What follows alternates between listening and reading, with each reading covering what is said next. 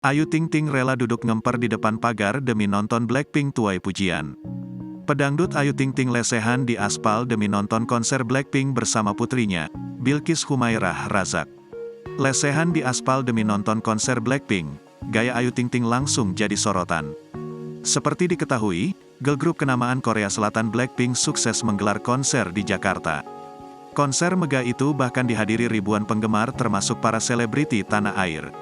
Para seleb yang hadir itu seperti Ayu Ting Ting, Nagita Slavina, Ashanty, Krisdayanti, Nia Ramadhani, Hesti Purwadinata, Ayu Dewi, Angga Yunanda.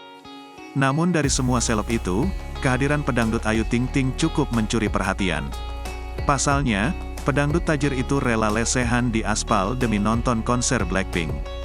Ia pun tampil kece dengan baju tanpa lengan warna hitam. Ia memadupadankan penampilan seksi itu dengan celana panjang hitam serta sepatu bertali. Namun sayang, area konser itu tampaknya belum dibuka oleh petugas. Buntut dari hal itu, para penonton pun harus menunggu di luar stadion, termasuk Ayu Ting Ting. Uniknya, meski berstatus artis tajir, Ayu tak gengsi duduk ngemper di dekat pagar bersama calon penonton lain. Bahkan, ia nekat lesehan di aspal demi menonton konser Blackpink. Ayu lesehan di aspal bersama Bilqis, Hesti Purwadinata dan beberapa stafnya.